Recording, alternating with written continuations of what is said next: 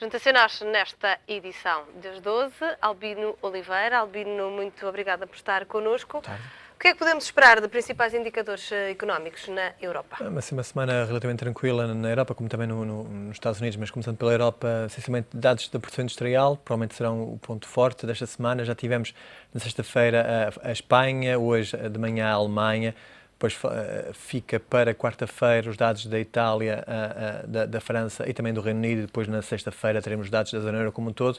São os dados essencialmente de abril, portanto início do segundo trimestre, que até agora, e pelo menos olhando para os dados da Alemanha e para os dados da Espanha, como disse, já foram divulgados, parecem sugerir uma aceleração no ritmo do crescimento da produção do setor industrial, muito em linha com aquilo que os indicadores de sentimento também já tinham sinalizado, mas de qualquer forma, enfim, notícias positivas para a economia da zona euro. E no que toca aos Estados Unidos? Também uma semana bastante tranquila. Vamos ter mais alguns dados no que diz respeito ao mercado de trabalho, mas já sexta-feira tivemos o prato principal, com o relatório de emprego.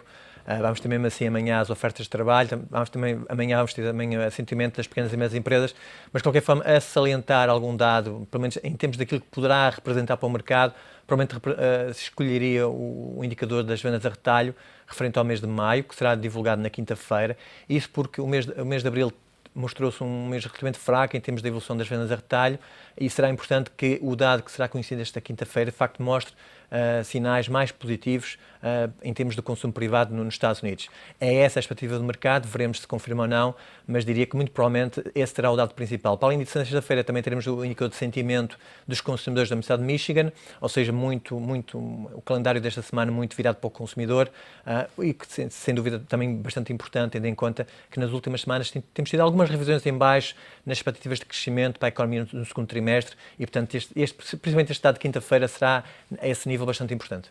No que toca às economias em vias de desenvolvimento, novidades? Sim, muito importante esta semana para a China. Tivemos já hoje de manhã a balança comercial, amanhã teremos a inflação, mas depois na quinta-feira teremos, enfim, os dados mensais, estão divulgados no que diz respeito à produção industrial, vendas a retalho e investimento. E aqui toda a atenção do mercado está em saber até que ponto é que as medidas de estímulo que têm sido anunciadas pelas autoridades chinesas, em resposta aos sinais de abrandamento que têm sido observados, até que ponto é que essas medidas estão ou não já a ter um impacto positivo na economia. Portanto, aguarda-se com bastante expectativa o que irá ser divulgado na quinta-feira. Depois também, alguns durante a semana, não há de facto uma data concreta, mas de facto difere durante a semana. Os dados também da construção de crédito também serão importantes, mas de facto esta semana claramente a China a destacar-se em termos de dados económicos.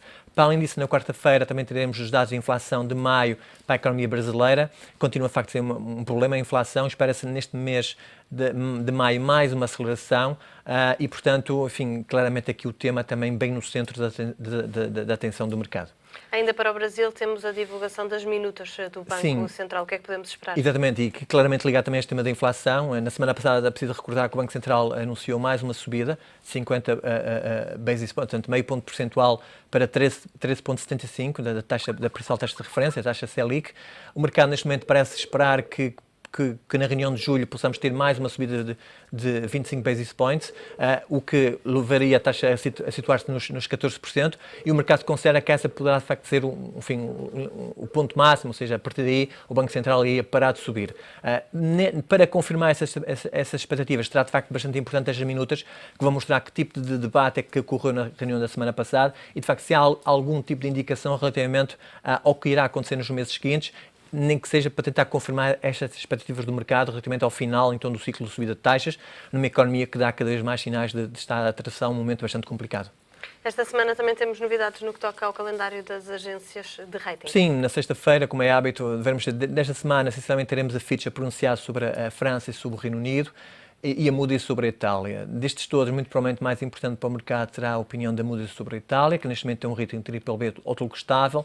Enfim, não se esperam alterações, mas de qualquer forma espera-se essencialmente uma atualização, enfim, e atenção de facto a concentrar-se na visão que a agência de rating poderá dar sobre a economia italiana, como é que avalia as reformas que têm sido implementadas pelo governo Renzi e essencialmente também as perspectivas de crescimento para a economia que finalmente começa a dar alguns sinais de recuperação e, portanto, penso que provavelmente das três essa será a principal na perspectiva dos mercados financeiros.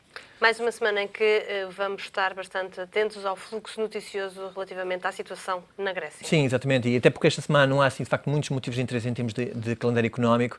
O tema da Grécia continua claramente a ser um tema central para os mercados. Do fim de semana saem algumas preocupações, com algumas declarações à margem do G7, enfim, mais agressivas. Lembro, por exemplo, a resposta dos comentários do Presidente da Comissão Europeia ao discurso do Primeiro-Ministro grego no Parlamento na sexta-feira, claramente a mostrar bastante desagrado relativamente ao que foi dito no Parlamento da Grécia. Faz aqui um recuo no que toca às negociações. Sim, todo este processo tem sido caracterizado por isso. Alguns passos em frente, mas depois rapidamente alguns passos para trás. Portanto, tem criado de facto aqui muita confusão, muita falta de visibilidade para os mercados financeiros relativamente ao que está a acontecer.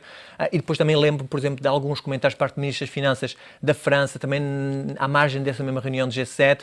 A França, que até agora tem sido uma postura, se quisermos, bastante mais equilibrada, mas desta vez com algumas declarações mais agressivas, sinalizando essencialmente que a Europa até poderia conseguir, de facto, apesar das dificuldades inerentes, mas poderia até conseguir ultrapassar bem as consequências de uma saída da Grécia. Portanto, claramente aqui o impasse a manter-se.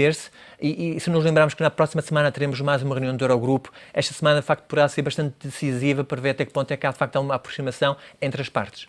Só para terminarmos e muito rapidamente, o calendário de apresentação dos resultados das empresas cotadas. Muito rapidamente, há pouca coisa já, enfim, o calendário praticamente, a época já terminou, apenas salientar a Inditex, que representa os resultados trimestrais na quarta-feira antes do mercado e pouco mais, essencialmente, enfim, já terminamos esse período e, portanto, há pouca coisa a mencionar.